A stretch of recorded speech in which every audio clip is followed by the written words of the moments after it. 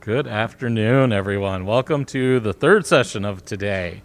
So today you're in the session of how to diversify your farm without overextending yourself. So how many people are excited for this one? Because I am.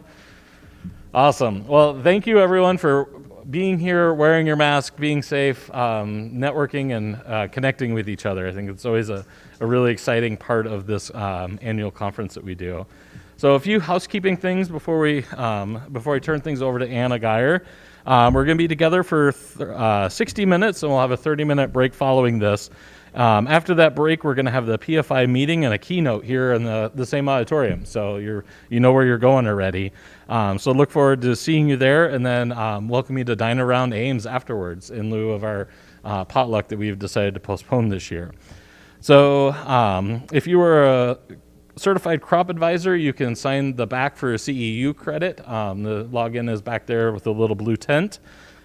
This session is interpreted, so Emily is going to be interpreting for us, so you may hear a little soft voice, but she is going to be making this session accessible to others. A note on civility: be mindful that we are a diverse group with representing many perspectives. So please be generous with your questions, respectful with your comments, and uphold PFI's core value of providing a welcoming space for everyone to learn and share about farming and agriculture. So just a reminder, there's evaluations in your so please fill those out. Tell us how things are going and the things that you want to know, because those things help us as we continue to plan the annual conference. So now, the topic of the hour, I'm going to turn things over to Anna. I had the pleasure of leading a field day with Anna, last summer through in 2020, and really got to know her, and very excited. She has a very thoughtful approach to what we call entrepreneurship, and so I think it's just really great to be mindful about how to use your creativity and practice your well-being at the same time. So I'm going to encourage people to move forward if you'd like, because I think you get a better experience if you are sitting closer. We have a great space here, so want everyone to be able to take advantage of that. So feel free to move forward. But in the meantime, I'm going to play a little short clip, and then I'll turn it over to Anna.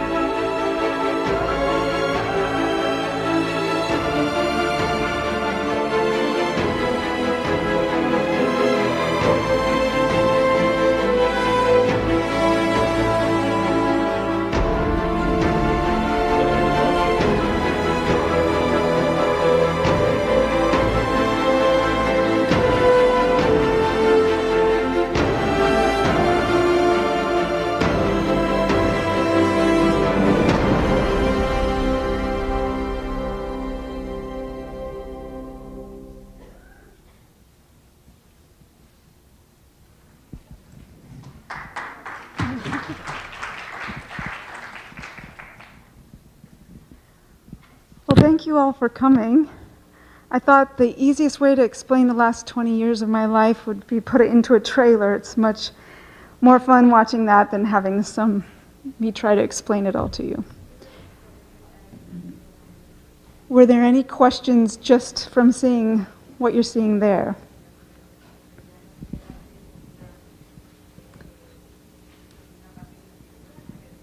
Okay, so the whole idea, let me go back again.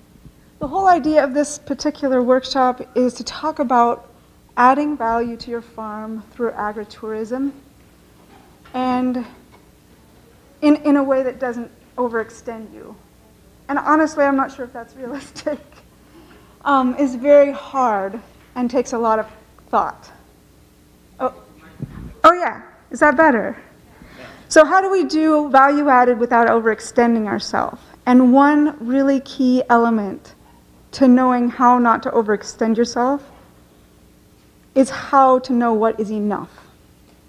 Like when you know what is enough, then you can stop. So that's one key. So that's the sort of underlying thought with this whole presentation. So how many of you already have a value-added enterprise on your farm? And how many of you are hoping to add one? So it's about half and half.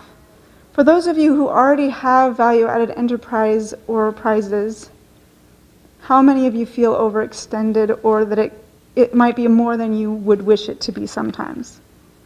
No shame in that, by the way. I'm with you sometimes myself. Okay, so we're going to try to work on this together. So one of the key things to start with is know why you're doing it. What purpose does this serve? Is there a financial need? Are you providing work for someone? Is this a cause that you feel strongly about, like education about farming or diversification or environmental concerns? Is it a personal challenge for retirement or a personal challenge in any other way?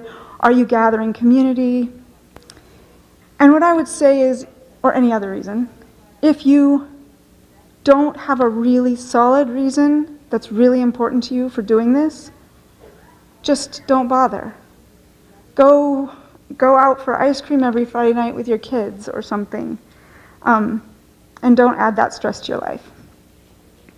If you can't help yourself, for one reason or another, which is probably my case, ask yourself, how does it fit into what I'm already doing? So if you're farmers, chances are your farming enterprise already takes a lot of your time and energy. And so the question you have to start asking yourself, if I add a venture, how is it going to fit in with everything I'm already doing? So what needs to shift? If you're already working on a farm full time, I keep forgetting I'm supposed to pause for the interpreter. So if I pause, just use it as thinking time. Okay. So what needs to shift? If you're already working full time on your farm, what can you let go of in order to dedicate energy to this new thing?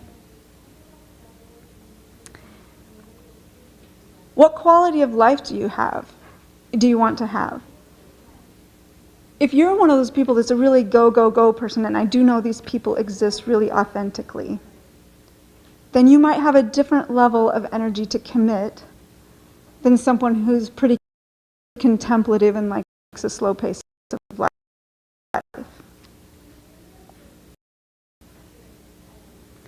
So whatever you do, however you function, make sure you set boundaries. Also, really be clear. If you're on a farm with a spouse, children, employees, be clear on who's doing what. Because if you just add this thing and it's not really clear who's doing what, that can build resentment and confusion and all sorts of trouble. So just plan that out ahead of time. Also, know what you need. Be clear about your goals. So if your goal is financial, does this added enterprise need to make 20,000 in this year? Does it need to make 100,000 in this year? Or do you need to build it up to 100,000 over 3 years or 20,000 for the rest of time? Whatever, but know what you need. Because if you're clear on your goals, and when you reach that goal, you can either relax or set new goals, but you're not just driving for the highest price tag forever for the rest of your life.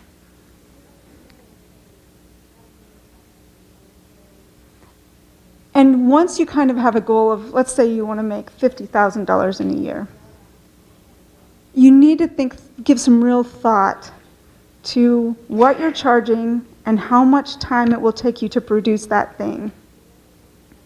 And you need to set your prices so that you can produce that thing in the period of time that is sustainable for you. I don't know if that makes any sense.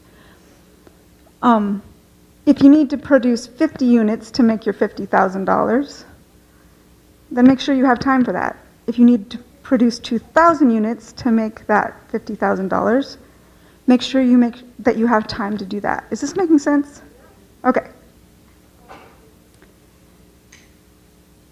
So that just allows you to set boundaries on your time and what your business requires of you.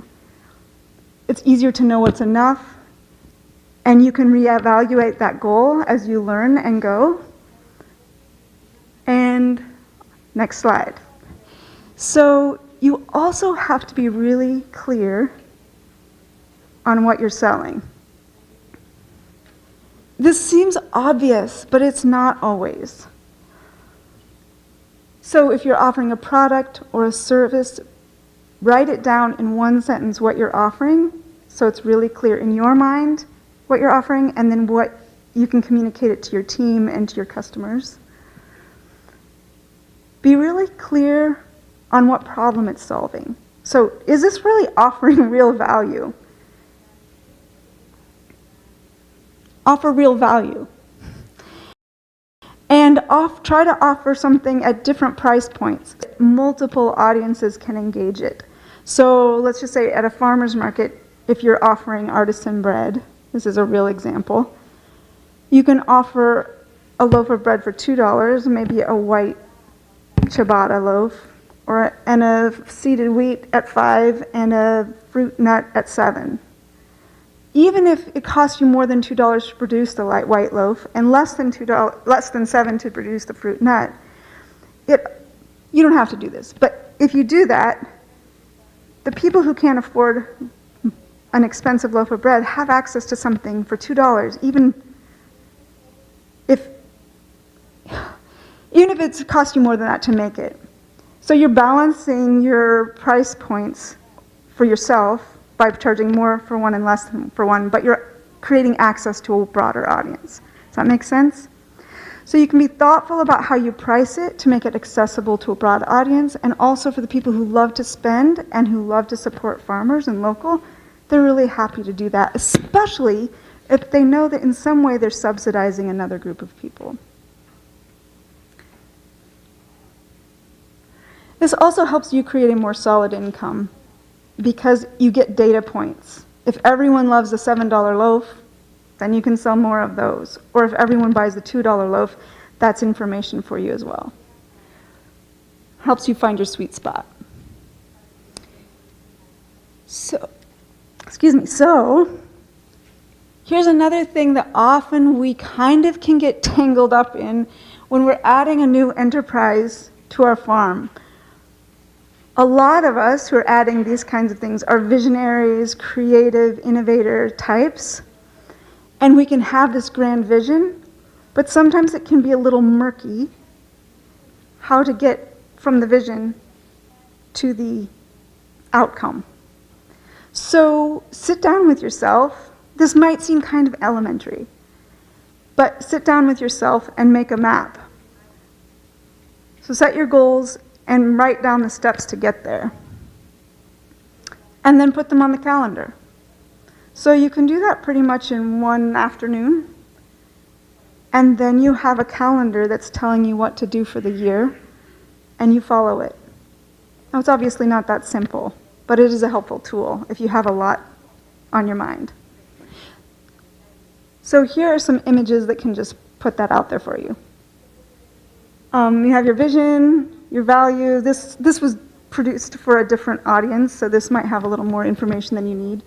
But you can write your goal, and then the actions that correspond with that goal. So I need a commercial kitchen, and so I need to hire a contractor, I need to buy equipment, and I need to find a location, whatever your actions need to be, and then to get to your outcome. And then once you have all that mapped out, you can put it on the calendar. It often looks more like this. lots of things kind of messy. And then you can put that on the calendar. If you color coordinate it, it helps. So you get the idea? It's a tool that can take a lot of the mental work out and make the process a lot less overwhelming.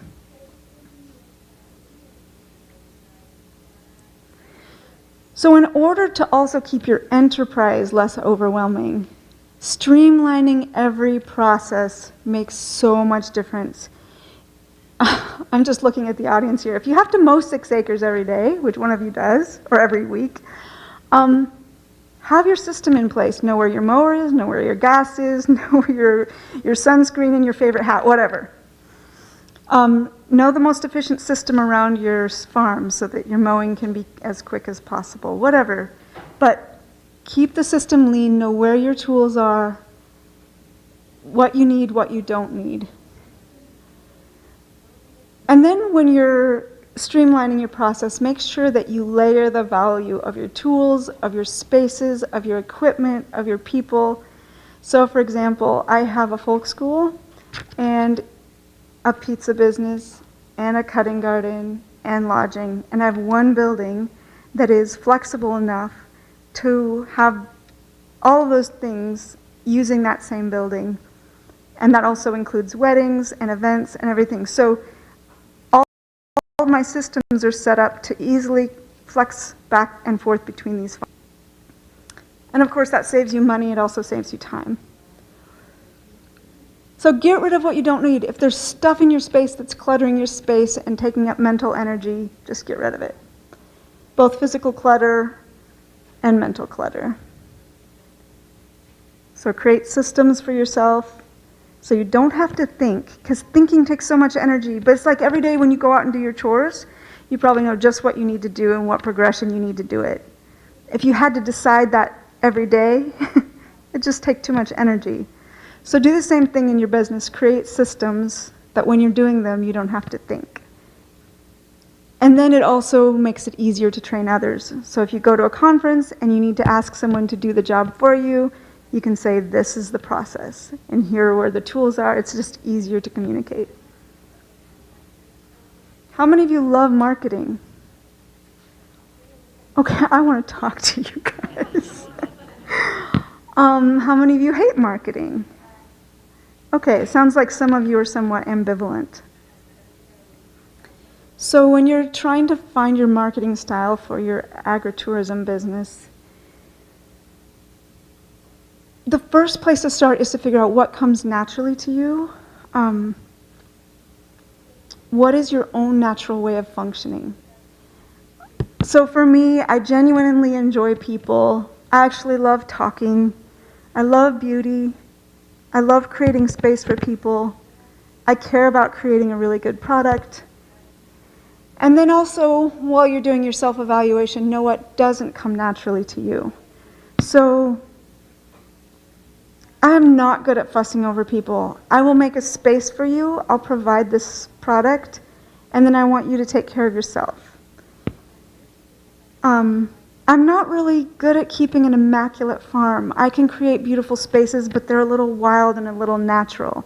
And so I have to embrace that, because if I tried to keep a farm like some of my good friends who are in this audience, I would lose my mind. Some people are just super tidy. So know what you're good at, know what you aren't good at. And all of that picture adds up to being your brand.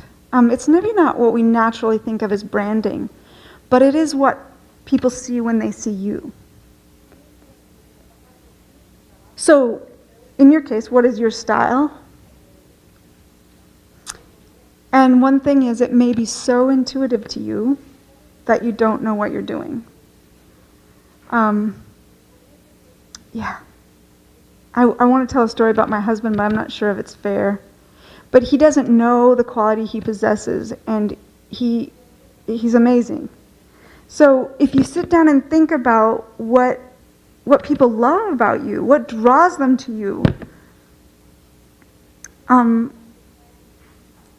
that down, figure it out.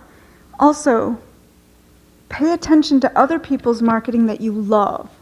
So if you see marketing that you hate, don't engage in those ways of marketing. It doesn't make them bad ways of marketing necessarily, but it might not be your way of marketing. So figure out what you love to see and what you love to be offered and learn from that.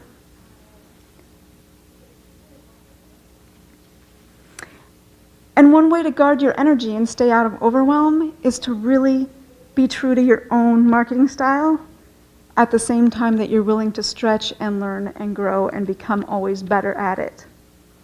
So you might need to adopt social media even if it doesn't come naturally to you, but if you do, make it your own.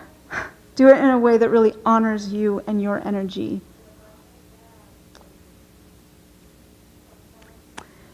So, part of marketing, especially in this era, everyone's talking about telling your story. So, in order to tell your story, you have to be really clear on your message. Put it into one sentence, maybe expand it into a paragraph, keep your message really lean and really simple. Also, photos and videos can provide an incredible story that engages people in a way that really offers them something of value and communicates what they're wanting to hear or what they want to learn about you, kind of like the video I did at the beginning. It's engaging, it's simple, it's less than 2 minutes, and you learned a lot, I'm guessing. But make sure you keep these concise. Can you all still hear me, right? Okay. And in every piece of marketing you do, make it about what your customer needs. So even in that video where I'm telling my story, you're seeing beautiful flowers, you're seeing delicious bread, you're seeing a beautiful venue, you're seeing pizza, you're seeing classes, and I can't remember what all, but even as I'm telling my story, I'm offering you all these things that if it turns out to be something you want or need, you know where to go to get it. So here's an example of just telling your story with pictures. If you see this, oh, hello. You know that here's one of my bakers, and there's my crowd, or some of them, and there's the product that I offer you. So this is sort of the process that you see when you come to a pizza night.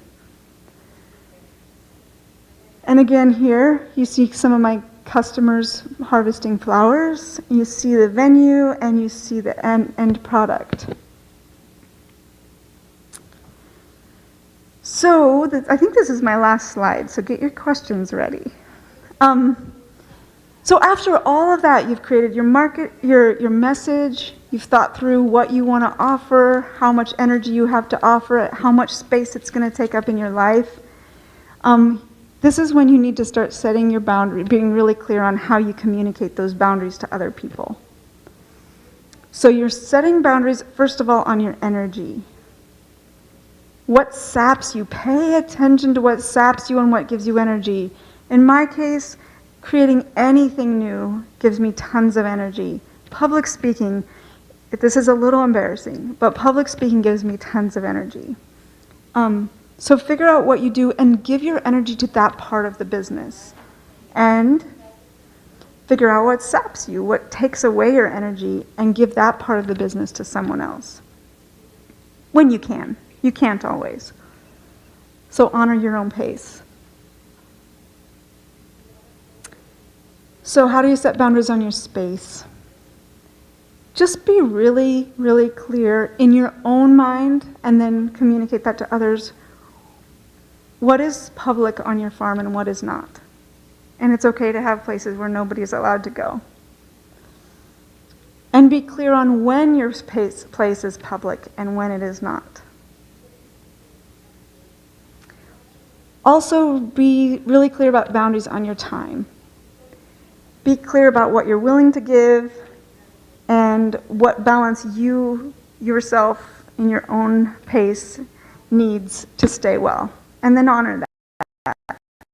I mean, that is up to you. When other people and your business will always be pushing against that. So it's your job to always disappoint people.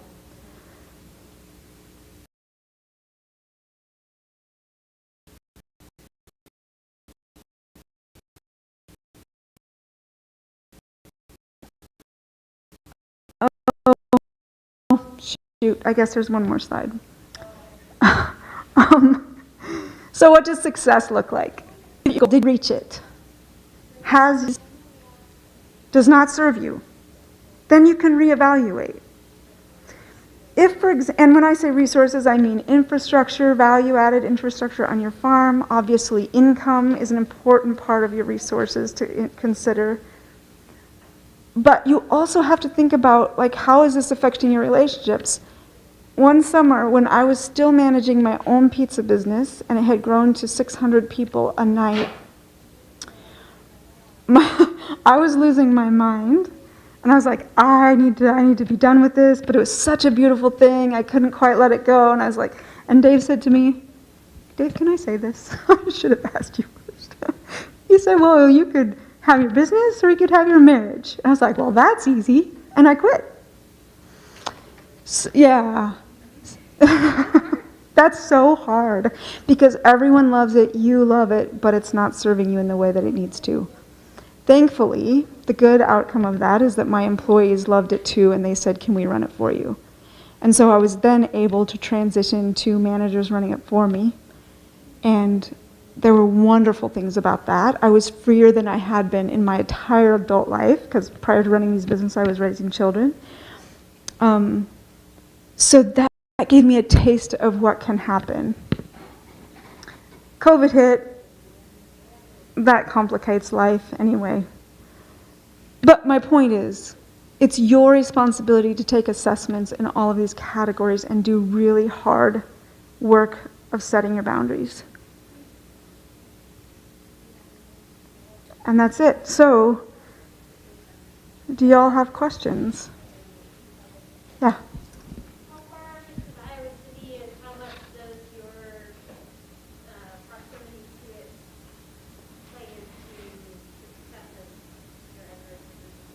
Yeah, I think it's significant.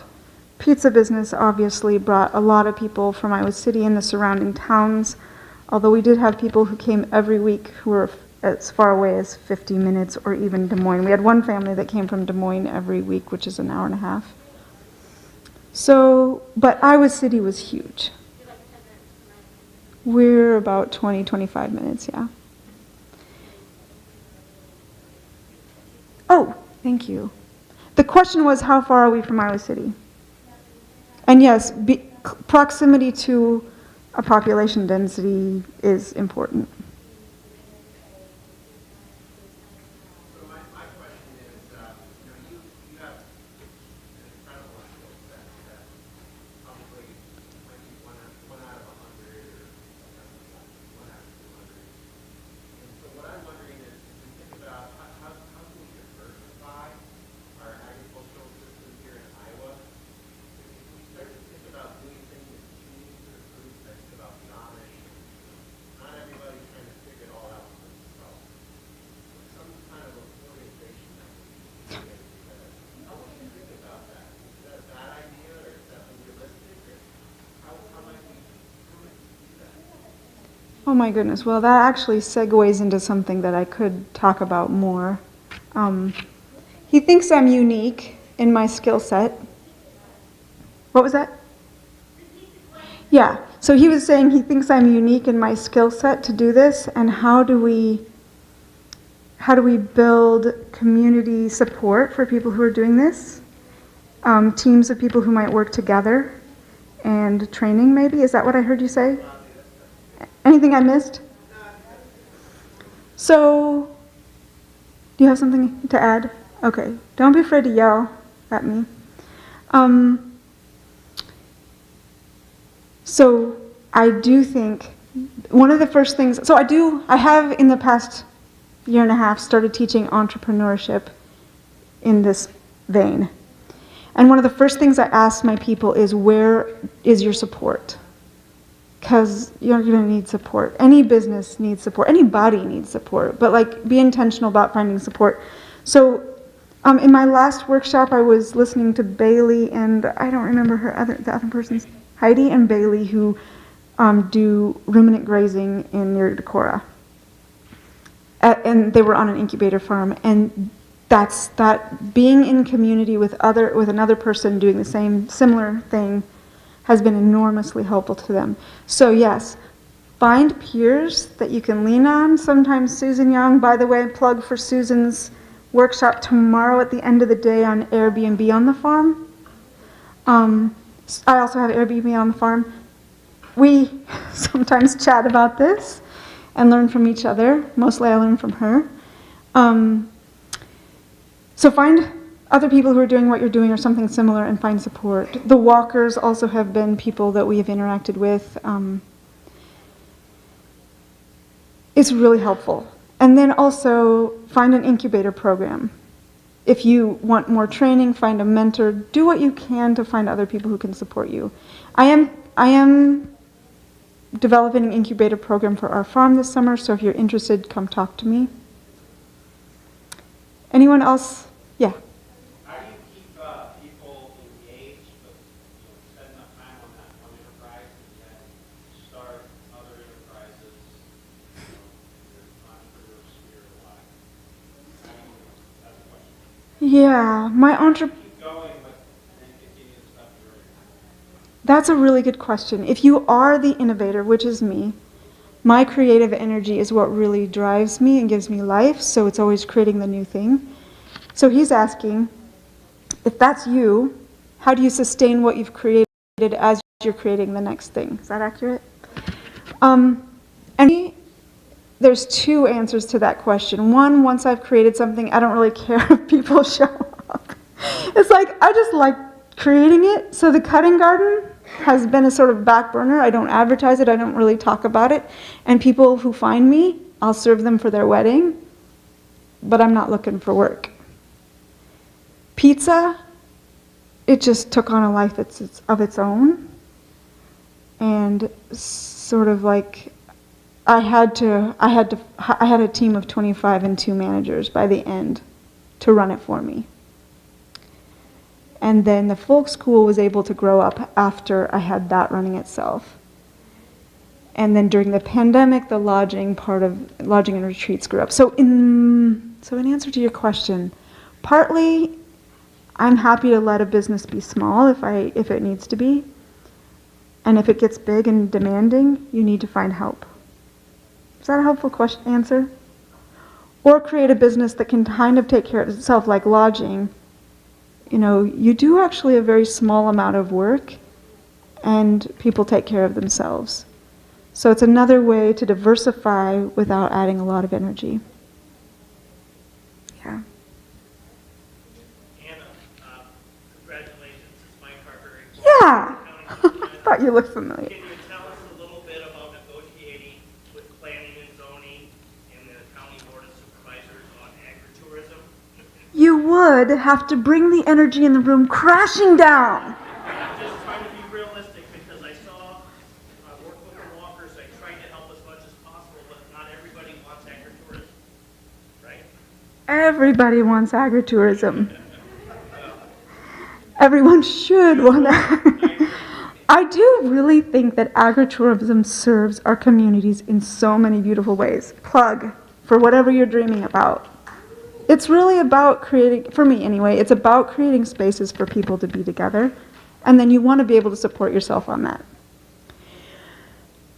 So he's asking how you deal with your county. And in our case, we live in a county that's really strict and really has made our life so difficult. So difficult. In fact, yeah, I could go into that, but we won't. We want to. So I would say, what would I say? You have to be tough. If you're in a county that has hard regulations, you just have to be just like put on your long haul shoes and like just accept that it's going to be hard and try to breathe your way through it. And it might, like in my case, it was a 7-year slog of dealing with Johnson County. I have 4 for life permits, and I have probably 10 seasonal permits that I've had to reapply over the years. Or maybe more than that, I don't know. I'm putting that out of my mind. So I would say be patient, be brave, be extremely diplomatic. You're going to run into headaches. If you can be generous and diplomatic in the work that you do, even when it's not fair, I think you're going to go a lot farther than if you get acrimonious and start fighting with them. But you have to do you. So whatever your style is. You had a question? No, but I think you can hire people to do that work for you. So that's another option. Do you have any more questions around that subject more specifically? I made that pretty broad. Yeah.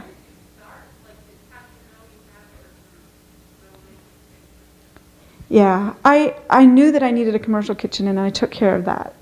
I did not know that I needed to rezone. So the way I found out was that the zoning commission had a friend, someone knew, had come out and loved it and was just telling them in a casual setting that you have to go see this place. And then they came after me. So, what was your question? I'm sorry, I didn't repeat. So how do you know what you need to do? Yeah, and then you can just go to your county office and say, this is what I'm trying to do. Go to zoning and say, what are the zoning requirements? Or you could read the code. Actually, it's kind of a headache to read the code, but it's valuable because you can learn things that they won't think to tell you. So just go ask. Health department, building department, whoever you need to work with, just ask. My experience is where they're all actually lovely humans, even if you hate what they're doing to you. And then read up on the laws and read up on the codes, because sometimes when you hit a roadblock, you can find a way around it that they might not think to mention. That's not fun, but it can get you places.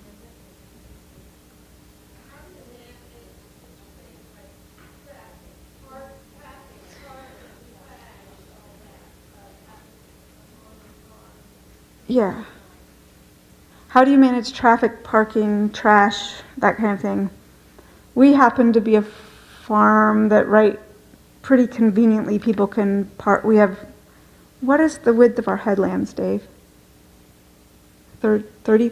What was that? 50 feet? So we have 50 feet headlands on the 40 acres near the road, and so that became parking lot. Trash is a nightmare when you have hundreds and hundreds of people in one night. We had to do a number of processes of figuring out that system. It'll be different for everyone. I'm not sure how to answer that beyond whatever space you have. Think really creatively. This is one of the things I teach my students is figure out what you already have and what you need and how what you have can serve. So if you have headlands that serves traffic, you don't actually have to create a new space. Think about layering value. Sorry, back to zoning. I'm in an urban setting where I'm on a first-name basis with zoning and council. Have you ever encountered there not being language or rules for something that you're doing? And how do you deal with that? It was messy.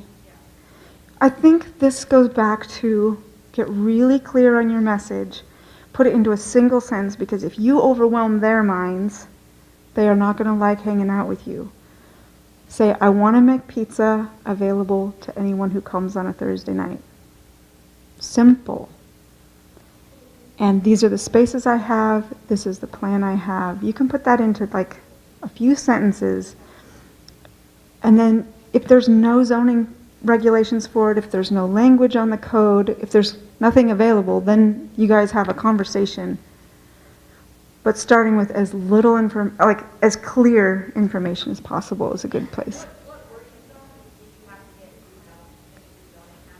Yes, I keep forgetting to repeat the questions. What was our zoning and did we have to get rezoned? We're zoned to agriculture, even our house, and they would not allow us to rezone. So that was not an option. So we used conditional use permits. By the way, I'm not seeing any cards. How are we on time? Oh, so this is okay. You can ask all the questions you want. Go ahead. Any others? Yeah.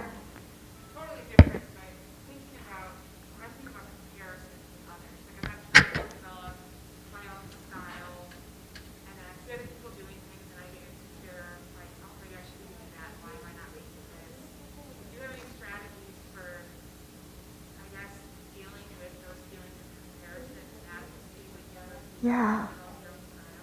Yes. I'm actually going to, okay, she asks, how do you deal with feelings of comparison when there's other businesses doing a similar thing? How do you develop your own style so your thing is unique? I'm going to speak to that, and then also remind me to speak to what happens if someone copies what you do. Or that has a negative connotation. If someone else models what they're doing after you. So I would just say, get rid of any feelings of competition. That's a practice. That's a practice, because it's our natural mode. But my experience is that saps your energy, it worries you, it causes anxiety. Just don't worry about competition. Whatever you do, your second question was the answer to your first question, is be your unique self. Just be who you are, do it in your style, and trust.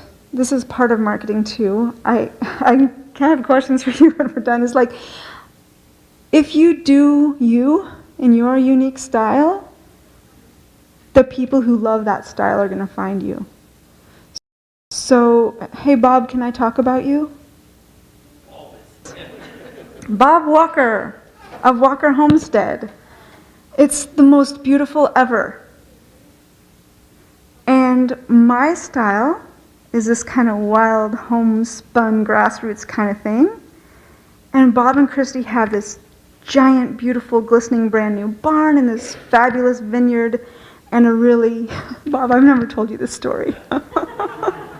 So they invited us over to talk to them about Johnson County regulations when they were getting started, and so we spent an evening together in their beautiful home and their beautiful spaces, and I just went home and laid awake for hours thinking, there's no way I can ever compete with the beauty of their vision.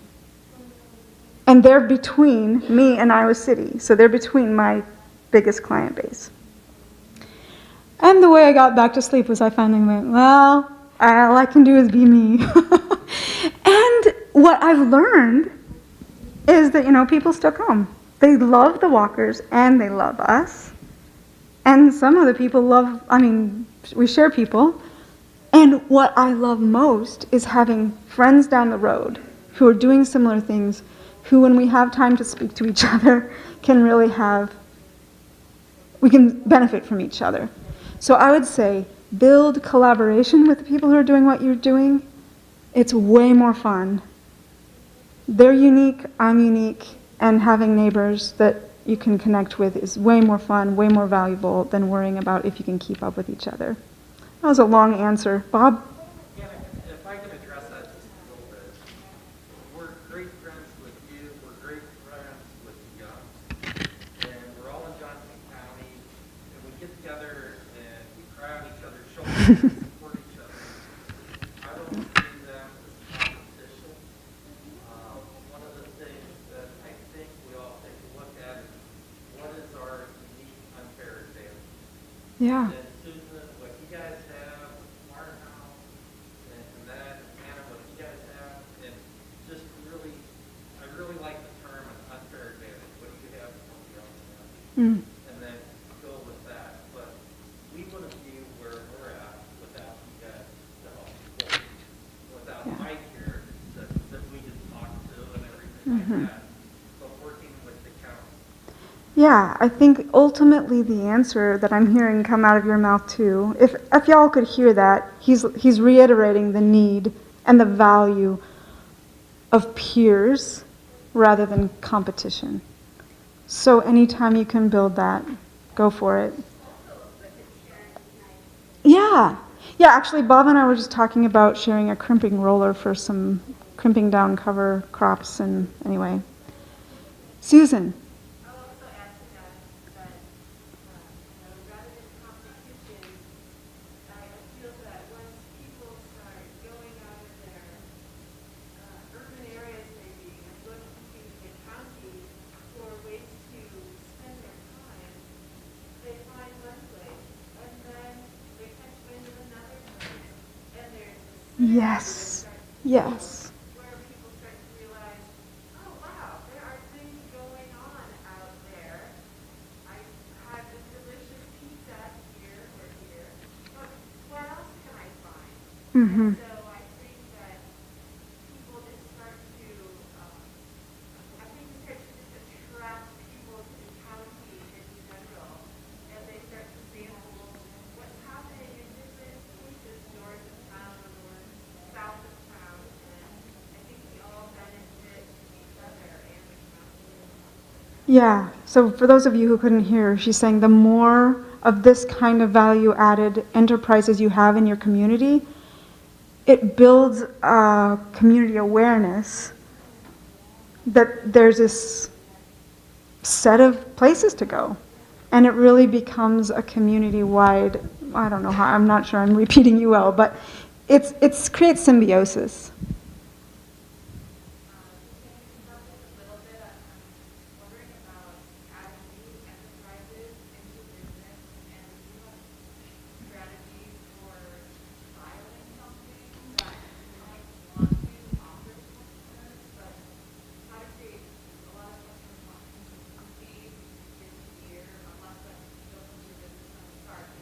Yeah.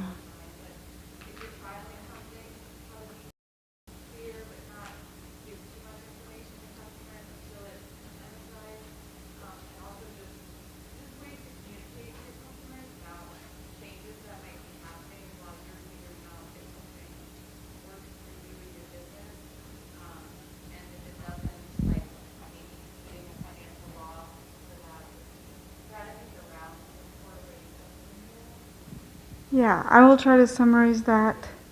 It's a very good question. It's basically she's asking, how do you trial something and how do you communicate that to your people even though you're not sure you're going to continue it or how it's going to work?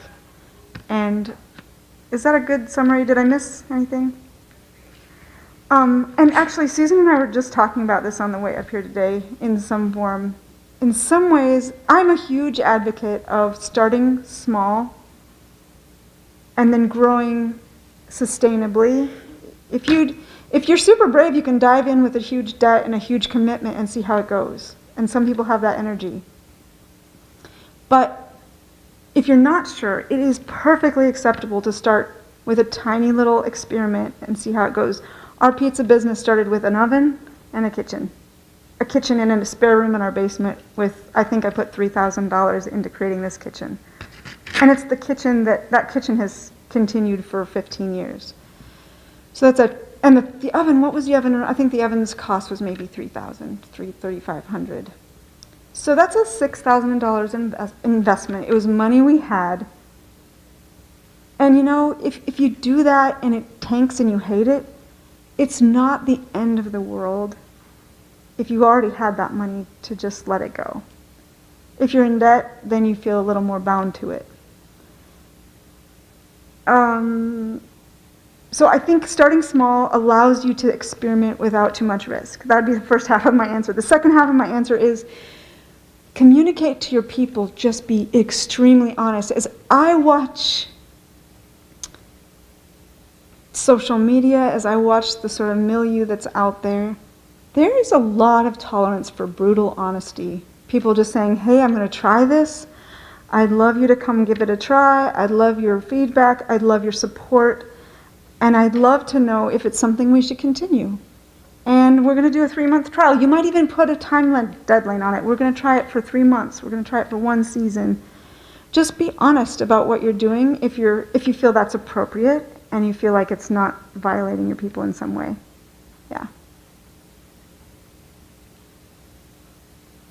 Yes? Wait, model replication? Oh yeah, thank you for reminding me. So we've had this happen, like in stark, surprising ways. Build our pizza business, it was very popular. And then 7 miles down the road, 10 minutes left if you have your questions. 7 miles down the road, another family came and sort of volunteered in ours and then replicated it. When I saw the newspaper article in the paper, it could have been written about me, and I didn't know this was coming. So that took another night of like, well, it took longer than that. I was like, ooh, that does not feel good. It didn't, and I don't really want to talk about that widely in the community, so don't go talking about it now that I've told you all. But what I learned was there's enough people to support both of us. And now, every new pizza joint, pizza farm, mobile pizza thing, when people call me for events, special events, because we also do special events, or we did, I don't know what's coming, I could say you can call Stonewall, which this neighbor's down the field, you can call the Walkers, you can call a Pro Vendor, you can call Jerry Zimmerman at Maggie's Pizza. These are all different versions of pizza places, wood-fired pizza in Johnson County. So I just learned that every new venue that started was a huge gift to me, because then I could still support my customers even when I couldn't offer them what they were asking for.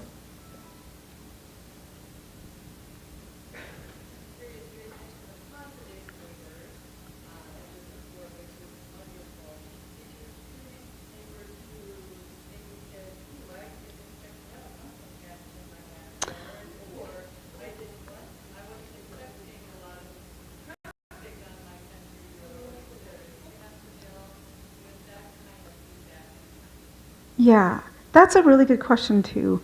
And I would say I moved into Dave's neighborhood, and Dave's family was so loved. Everyone loves their family and respects them, and there's good relationships.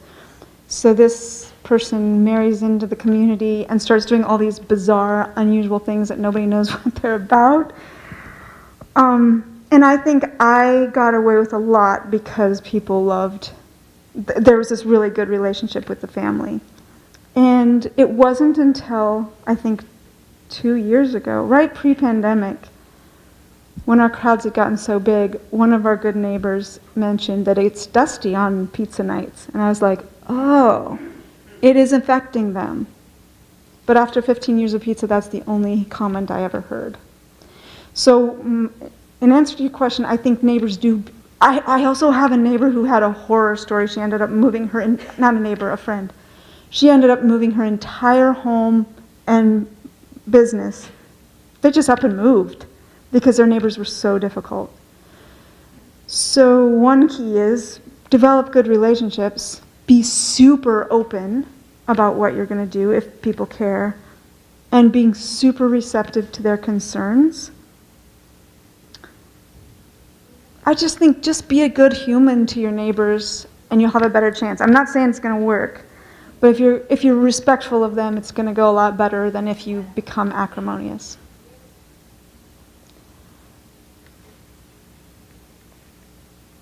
How did you decide on pricing, like the Airbnb or how to balance the cost benefit of and then you talked about the kitchen not necessarily as much practical, but in particular with things like the Airbnb where you're located and Yeah. yeah. Yeah. So she's asking, how do you determine pricing? And there's so many layers. And you named some of them there. You think about your location, you think about who else is doing what you're offering, and you look at their prices, and whatever you do, don't do some massive undercut. That is super inappropriate. And I think, another thing I teach my students is how to think about what you've put into it. How much money did it cost you to create this? What are the pieces that you keep adding over time? What do they cost? What is your value of your time that you put into it? Like, there are formulas to think through. So just think about what is every piece of input that I put into this product and put a value on that, even if you're not 100% sure. And then do your homework. What are similar, comparable products being priced at? And it is the hardest thing, I think. It's the hardest thing. And I think for women, I don't know if men have this problem, but I definitely know that women have a really hard time sometimes putting a price tag that really honors what they're giving. So don't be afraid to do that. You'll get some feedback. Don't be afraid if you get a little bit of negative feedback, because some people are just going to be that way. But if you get a lot of negative feedback on your pricing, or no one's purchasing, then you can reassess. Another trick with pricing is to start a little bit low till people know and trust you. And then you can gently raise them to what seems appropriate. Don't do something drastic. But, you can keep some, or give some discounts or some coupons at the beginning. Set your price where you want it, and then give some discounts or coupons. Something to kind of give people a chance to trust you and know that you have a good product. So there's a lot of things around pricing, but do your homework and then honor yourself. Yeah.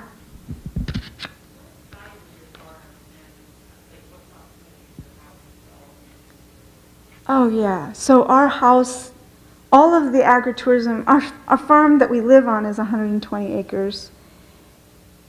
And our house is on a slightly less than 2 or 3 acres. Is it 2.7, 1.7? I can't remember. It's just a little plot. And all of the agritourism enterprises are on that along with our house. So it's very much in our space. Yeah. So that's where boundaries on time and space become important.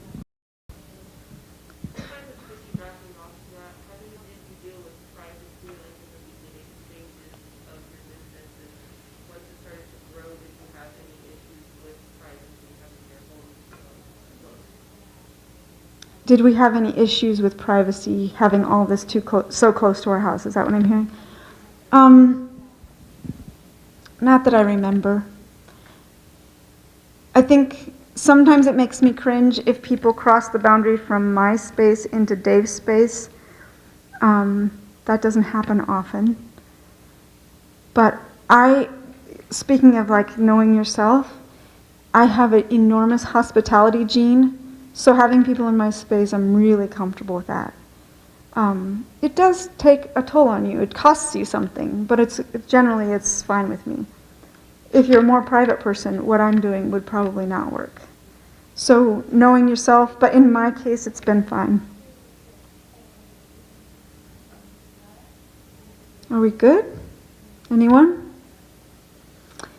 I will add that if anyone wants to be involved in an incubator or needs access to land or wants to be involved in the entrepreneurship program, these are all things you can chat with me about. And Land Alliance Folk School is the current most active website that is currently the umbrella for most of what I do, if you're interested in looking that up. Land Alliance Folk School, landalliance.com. I probably should have that written somewhere.